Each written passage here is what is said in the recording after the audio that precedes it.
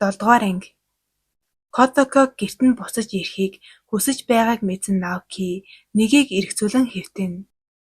Маргааш нь Эри гэр бүл ноён Айхарагийн хоолны газарт ирсэн байх ба хатагтай Эри ноён Айхараад Котоко гэрт нь буцаж ирэх хүсэлтэй байгаа талаар хэлдэг. Энэ үед Котоко орж ирээд тэднийг бүгдийг нь ирсэнд хагардлаа баярлана. Аав нь Котокогоос Наокиг нь буцаж очихыг үнэхээр хүсэж байгааг нь асуухад Котоко Наокигоос танад очиж болох уу гэж асууна. Наоки хариулахаас өмнө Юки түүнд манайд ирж болно. Ах бит хоёрт асуудаггүй гэх ба Наоки үүнд санал нийлж том хүн болохын тулд сорилт хэрэгтэй. Үүнд Котоко яг тохирно гэж хэлдэг. Котоко Наокиг зөвшөөрсөнд баярлсандаа түүнийг тэврээд авдаг. Наоки үүнд дургицэхэд хатагтай Эри одоо сорилттойгоо нүр тулдаа гэж тэр хоёрыг шоолно. Манай Котоко Наокигийн гэрт буцаж ирээд ёстойлныг хөөрцөглөж өгнө. 12 сар бол Зулсарын баяр дөхөж байлаа. Ноён Эригийн зассан Америк маягийн Зулсарын том одыг харсан Котоко аав нь завгүй байдаг учраас Зулсаар тэмдэглэж байгаагүй гэж хэлнэ. Хатагтай Эри үнийг сонсоод энэ жил ёстой тонсог үдэшлэг хийнэ гэд Наокигийн аав ээж Котоко 3 өөрсдөө баясхан бүжиглэнэ. Наокиг сургууль руугаа явж байхад Котоко гүйцэж ирээд Зулсарын баяраар юу хүсэж байна? Чинийхээ төлөө гахаагаа хаална. Татгалзах хэрэггүй. Би хөөрхөн баян шүү гэнэ. Котоко түүнд юу хүсэж байгааг нь асуусаар Наокиг баггүй залхаана. Эцэст нь Наоки би зүгээр л амар амгалан амьдралыг хүсэж байна. Чи тийм зүйлийг мэдэхгүй л дээ гэж хэлнэ.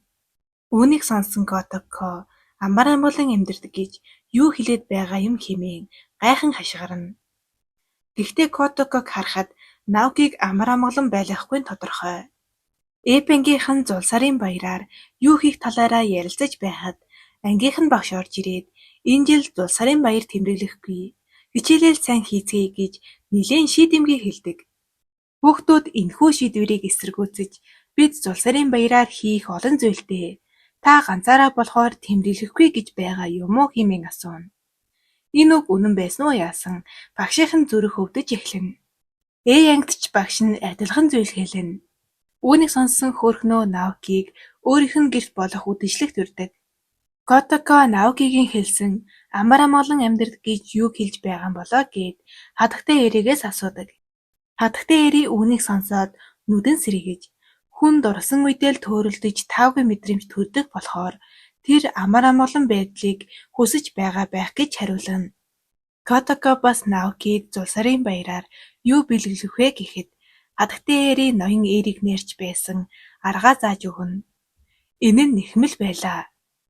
Ангидаа ороод нэхэж би Котоког харсан найзууд нь Наоки шиг хөдөн хүндийн нэгэн наад бэлгийг чинь таалах болов уу гэж асуухад Котоко миний мэдих нэг хүн дээр хэрэгцсэн зүрх сэтгэлээ зориулж хийж байгаа болохоор тэр авахгүй байсан ч хамаагүй гэнэ.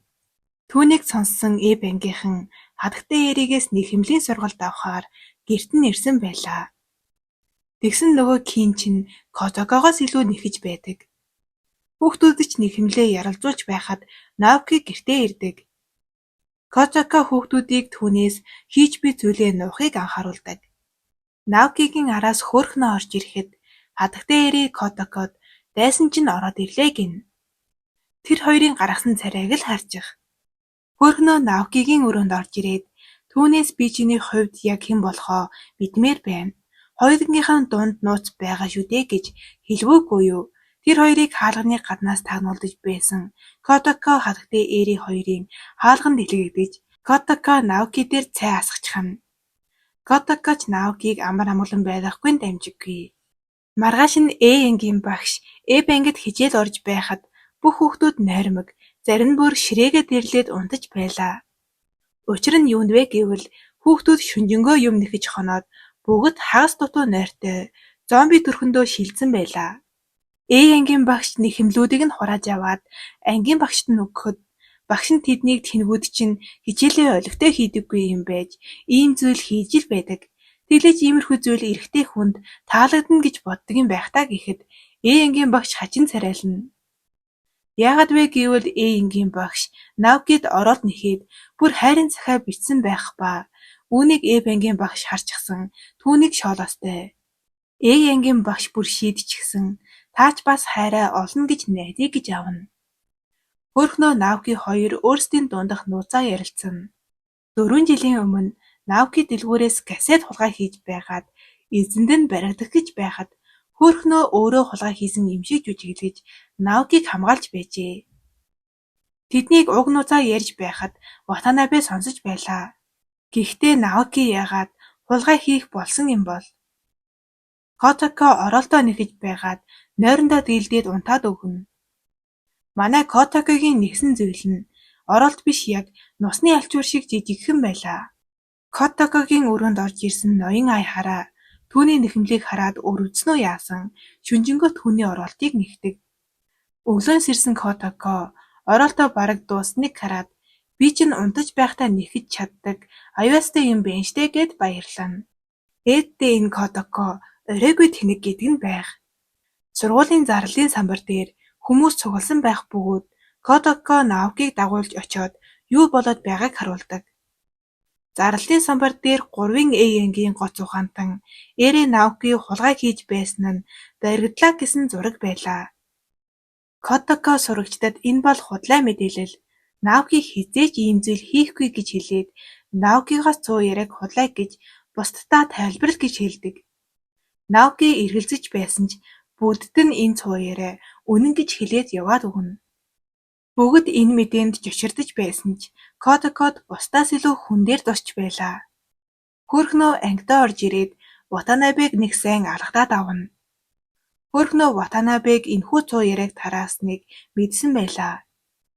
Ватанабе хөөрхнөөгөөс уучлалт гуйсан ч хөөрхнөө юу гэж түүнийг уучлахав? Ангийн хаалгыг тас хийдэл хаагаад гараад явна.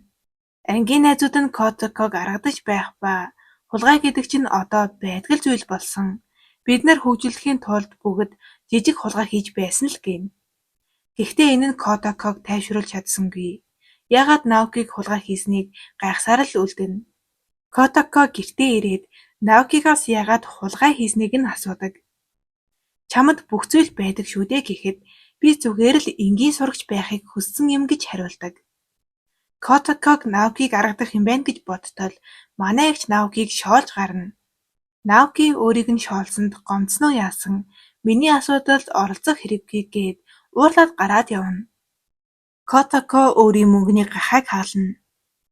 Учир нь хулгай хийсэн зүйлээ эзэнд нь буцааж төлж байж л Наоки дахиж өөрийгөө буруутгахгүй гэж бодож байлаа. Наоки 4 жил өнгөрчихсөн. Одоо тийм зүйл хийгээд юу ч өөрчлөгдөхгүй гэхэд Котако түүнийг чирээд газетны дэлгүүр рүү аваад явна.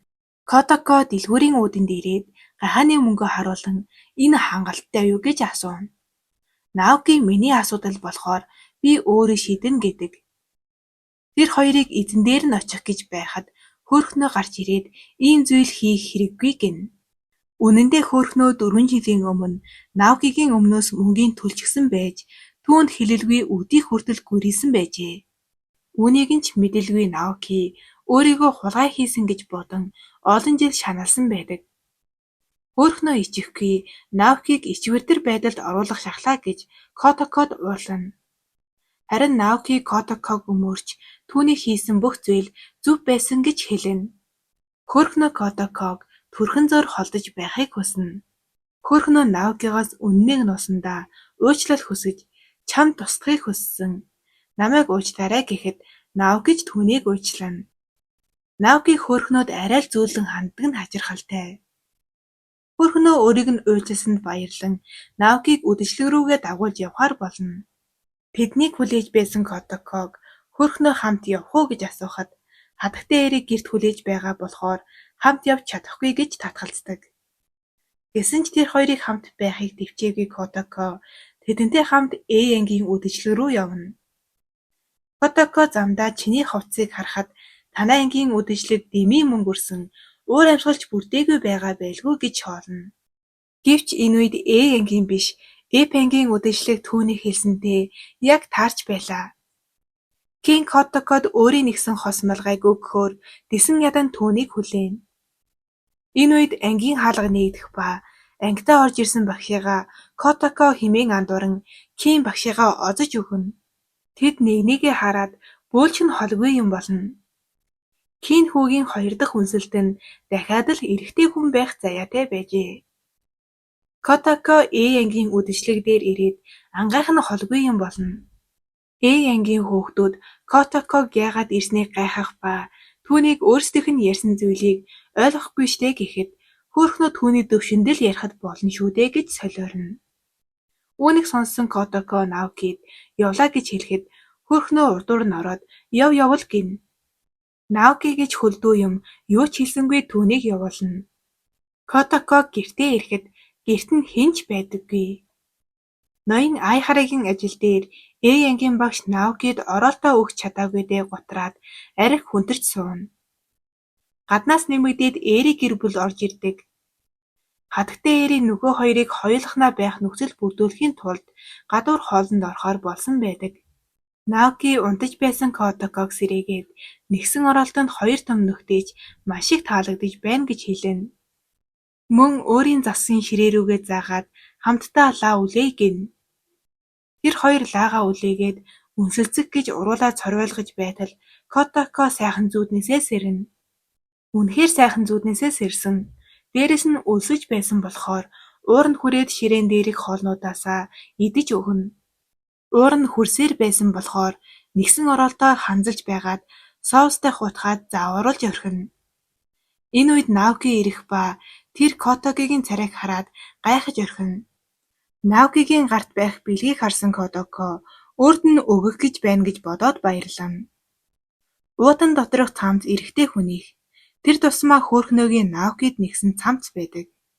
Котако хэсэг бантаж байгаад гал тогоо руу орж өөрийнхөө нэгсэн оролтыг нуух ба Наокид бэлгээ мартчихсан.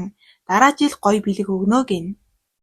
Наокид тийм зүйл хийх хэрэггүй гэж хачин харчхаад өрөөрөөгөө явна. Энэ одоо өөрөө бэлэггүй байж сүртэй гэдгэн.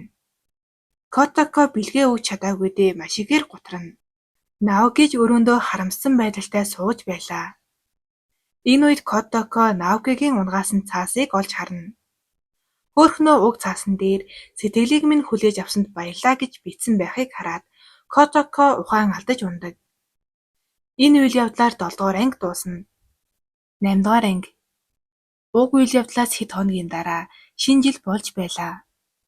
Наоки Котакод их сургуулийн шалгалтандаа тэнцсэнд баяр хүргэж дараагийн 4 жил хамт өнгөрөх болсондоо баярлаж байгаагаа хэлдэг.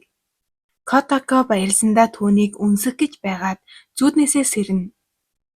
Энэ хүн ер нь юу бодож унтдаг болохоор байнга Наокиг зүүдэлдэг байна. Котако орноосоо босоод жовчны өрөөнд ороход гэрийнхэн нь шинэ жилийн хоолоо идэж байлаа. Котако гэрийнхэндээ миний шинэ оны эхний зүүдэнд Наокитэй нэг их сургуульд явж байсан гэхэд Наоки байж боломгүй юм гэсэн царай гаргана. Тэднийг ярилцаж байхад хөөрхнөө ирэх ба тэд хамтдаа Японы уламжлалт тоглоом тоглоно. Ноён Айхара Котако хоёрыг аав охин биш гэчихвээ гэсэн шиг хоёулаа асуултандаа хариулж чадахгүй нүүрэн дээрээ баахан сараачулсан байдаг. Маргааш нь ангийн багш ангийнхандаа нэг ч их сургууль тэднийг тэнцүүлээгөө талаар хэлэхэд найзууд нь Котако санаа зовно. Котакоч гэсэн их сургуульд орж чадахгүй байвал яана гэж санаа зовн сууна. Котако ангийн багштаа энэ жил их сургууль орохгүй. 1 жил бэлдэж байгаад Наоки шиг тодойд илсэж орно гэхэд багш нь ч уг шийдвэрийг нь дэмждэг. Гэсэн ч одоо байгаа дүнгээрээ тодойтой ойрхон их сургуульд ч орж чадахгүй гэж хэлнэ. Ангийн багш ангийн багшийг Котакод хий дэмий найдвар төрүүлж байна гэхэд ангийн багш түүнийг ядаж ганц удаа юмнаас дутаж үзээч гэж хэлнэ. Ангийн багш нь Котаког сурахын оронд ажил дээр гарвал арай дээр юм биш үү гэхэд Котакод энэ санал маш ихээр таалагдж тодойтой ойр ажил хайхаар болдог. Хатагтай Эри Котакод ямар ажил тохирох талаар ярилцаж байлаа. Онгоцны үйлчлэгч, дизайнер, модель гээд охин болгоны мөрөөдлийн ажлыг тэр хоёр мөрөөдөж байхад Наоки Юки хоёр тэднийг залгсан байртаа харж байдаг. Котако тодойтой ойрхон ажилд орно гэхэд Наоки үндэнд дургүйцэн. Ноён Эри Котаког өөрийнхөө компанид ажилд орохыг санал болгоход ноён Айхара Котаког өөрийнхөө хүчээр ажилд орох хэрэгтэй гэж хэлнэ. Гэрийнхэн нь бүгд нийлээд Котаког ажлын ярилцлаганд бэлдэж байлаа. Котакоч дуу шуутайхан өөрийгөө танилцуулахад бүгд энэ бүтэхгүй гэсэн царай гаргана. Хатагтай Эри түүнээс найз залуутай юу гэж асуухад Котако бодож явдаг нэг хүн бий гээд Наоки руу харин харж шийдэнэ. Миний сайн залуу, ухаантай, спортлог, дээрэс нь үнэхээр царайлаг, өөр юу гэж хэлүүлмээр байна гэхэд Наоки эвгүй байдал ордог. Үргэлжлүүлээд хатагтай Эри Котакогоос ажилд орсныхоо дараа хүнтэй гэлэхүү гэж асуухад Котако Наокигоос би үргэлжлүүлж ажиллаж болох уу гэж асууна. Тэднийг хажуунаас нь сонссон хүн тэр хоёрыг гэрэлчихсэн гэж бодохоор байлаа. Котакогийн ярианаас залгасан Наоки түүнийг ажилд тэнцэхгүй юм байна гэж хэлээд орхиод явна. Манай эгч анхныхаа ажлын ярилцлаганд очиход ангийнх нь охин сууж байдаг. Котако ангийн охиноосоо нүд чинь яагаад ийм том болчихсон юм? Хагалгаанд орсон юм уу гэж чарлахад ярилцлаганд орж байсан хүмүүсийг тагнаж байсан ажилтан тэднийг ярилцлаганаас хөөдөг. Багш нарын өрөөнд ангийн багш Наокиг Япон даяар хамгийн өндөр оноо авсан гэж магтаж байхыг Котако сонсоод Наокигаар бахархаж гарна. Харин Наоки нэг тоосон шинжгүй зогсоно. Котакоч энэ мөчийг ашиглаад нэг ажилд тэнцснээ хэлнэ. Наокиг өндөр оноо авсныг Котако гэрээхэндээ хэлсэн байх ба ноён ай харад түүнд зориулан онцгойлон хоол бэлдэж бүр яс мэлхийний цус түүнд өгдөг. Яс мэлхийн цус ядаргаа тайлж биеийн тэнхээ нэмдэг болохоор ноён ай харад түүнд их сургуулийн шалгалтанд нь амжилт хүсэж түүнд энэ зүйлийг бэлтжээ. Наоки огж байж л нэг юм үүнийг уудаг. Аав нь Наокиг өндөр оноо авсанд маш ихээр бахархаж уйлах шахна. Харин Наоки тодайд тэнцэх тийм том зүйл биш гэж хэлээд санаа алдана. Оройн Котако Наокигоос тодайд орох хүсэлгүй байгаа юм уу гэж асуухад Наоки миний асуудалд оролцох хэрэггүй гэж дурамжхан хариулдаг. Котако түүний хариултад дургүйцэн бусад хүүхдүүд чам шиг сайн сурдаггүй ч өөрийнхөө мөрөөдлийн төлөө өдөр шөнөгүй зүтгэдэг. Кул байх гэж хичээлгүй асуудалтайгаа нүүр тул гэж хэлдэг. Наоки түүний хэлсэн зүйлийг үл тоож байгаа юм шиг жүжиглдэгч Котакогийн хэлсэн зүйл үнэн гэдгийг мэдэж байлаа. Кин Котакогийн ажлын ярилцлаганд нь амжилт хүсэн сахиус авчирсан байдаг. Даанчийн сахиус нь төрхийн хүндрэлээс сэргийлэх сахиус байдаг. Сэтгэлэн сайхан юм да Ким минь. Кинээ санаа авсан Котако Наокид зориулж баахан сахиус худалдаж авдаг. Оройн Наоки өрөөндөө орж ирэхэд ширээнийх нь бүх шургуулганд Котако сахиуснуудаа жигсэн байдаг. Түгжирлээс хамгаалах сахиус, амар амгалан гэр бүл, амжилттай суралцах, бүр төрхийн хүндрэлээс сэргийлэх гээд янз бүрийн сахиуснууд байхыг хараад Наоки ийм зүйл хийхээ боль гэж Котакод хэлнэ. Тэгсэн манай хүнд дахиад зөндөө сахиус байдаг. Наоки сургууль руугаа явах гэж байхад чэжиг нь нэг зүйл цоо хатгадаг. Тэгсэн нөгөө Котако чинь нэг сахиус Наокигийн форумны ингэрт оёх гэж байгаад зүүгээ авалгүй орхичихсан байдаг. Наоки түүнд дахиж иймэрхүү тэнэг зүйлс хийгээд хэрэггүй гэж ууртайгаар хэлчихэд сургууль руугаа явна. Маргааш болох Валентины өдөрт зориулж Котако шөнжингөө шоколад хайлуулдаг. Шоколад хайлуулах ажиллагаа жоохон бүтэл мудайхан л өрнөж байлаа. Кин ангидаа орж ирэхэд өөрөөс нь бусад бүх хүүхдүүд шоколад авсныг хараад Котакогоос надад өгөх зүйл байгаа юм уу гэж шалгааж гарна. Угаасаа Котакод өгөх зүйл байхгүй учраас түүнээс уучлал гуйгаад орхиод явна.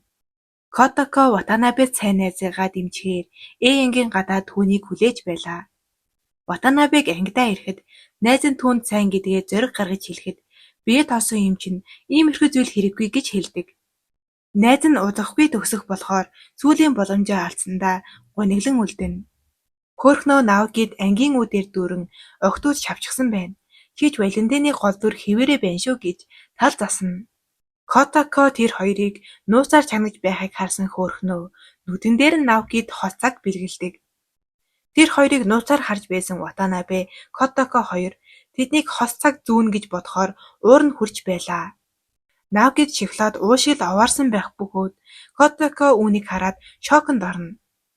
Хатагтай Эри энэ бэлэгнүүд ямар ч хэрэгцээгүй. Наоки зөвхөн Котакогийн шоколадыг хүлээж авна гэж түүнийг хөөргөнө.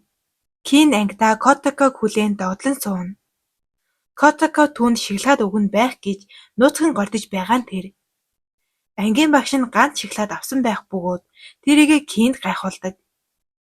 Котако Наокид өөрийн хайрласан шоколадаа өгөхөд Наоки үүнийг нь идмээргүй байгаагаа хэлнэ. Гэтэл хажуунаас нь ээж нь орж ирээд Котакогийн шоколадыг идэвхгүй бол оройн хоол өгөхгүй гэж сүрдүүлнэ. Наоки оройн хоол идэвхгүй байсан болно гэхэд Котако би чамд онигири хийж өгье гэнэ. Котаког аимшигтай хоол хийдгийг мэддэг Наоки аргагүй эрхэнд шоколадыг нь идэхээр болдог. Эхний удаа амсаж үзэхэд хатуу зүйл шүтэнд нь мэдрэгдэнэ. Котако яаж яваад ч юм хатагтай эрийн алдаад утсан бүгжийг шоколадандаа хийсэн байх бөгөөд бүгжээ олсон хатагтай эрий маш их баярлав. Наоки чиний хийсэн шоколаднаас чинь халуун ногоо амтагдаж байна гэж хэлдэг. Оройн хоолн дээр Котакогийн хийсэн шоколаднаас болж Наокигийн дотор мухарж байлаа. Котако түүнээс уучлал хүсээд хүссэн эмээг чинь хийж өгье гэхэд Наоки маргааш их сургуулийн шалгалттай болохоор намайг зүгээр сайхан амраачих гэдэг. Наокиг унтаж байхад хөрш ялын нохой хуцаад байсан учраас манай эгч гардан байлдаан хийхээр хөрших рүүгээ гүйнэ. Гүйж байхдаа хит их чимээтэй байсан болохоор Наоки нойрносоо сэрдэг. Арайкаж хөршийн нохойг чимээгүй болгосон чинь галын машины дууд дохио дангинаж өгнө. Котако үнэгч бас чимээгүй болгохоор өрөөнөөсөө гарна. Гүйж байхдаа дахиад л Наокиг сэрээдэг.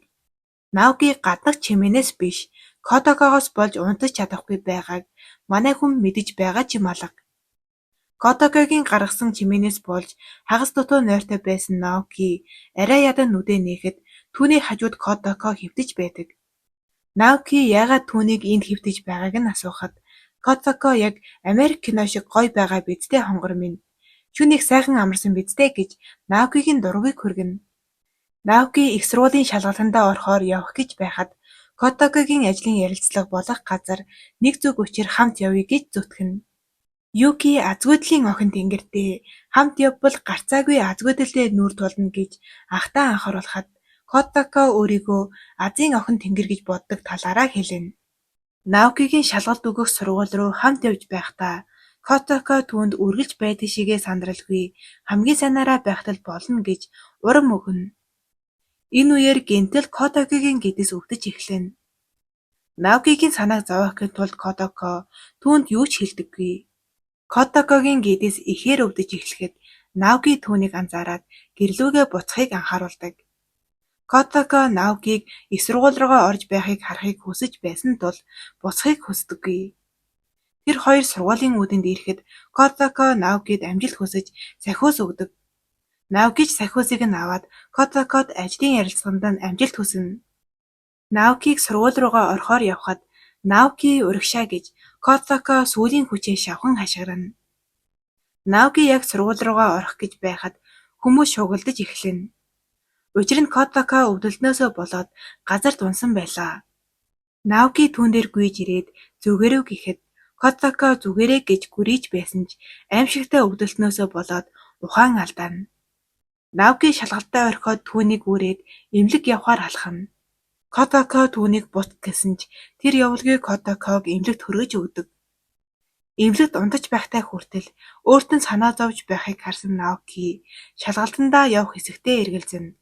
Хатагтай эрийн ноён айхараа нар Котаког сэрээх бөгөөд түүний олгоо нь өвдөж байсныг хэлдэг. Мөн тэд Наокид санаа зоволтгүй тэр шалгалтандаа явсан одоо бараг 1-р байранд орчихсон байгаа байх гэж хэлдэг. Котако арайкаж тайвширч байхад Наоки орж ирээд шалгалтандаа яваагүй гэдгээ хэлдэг. Котако өөрөөс нь болж Наоки шалгалтандаа орж чадаагүй гэж өөрийгөө буруутган уйлна. Харин Наоки Котаког харангаа нэг зүйл бодож байгаагаар энэ анги дуустдаг.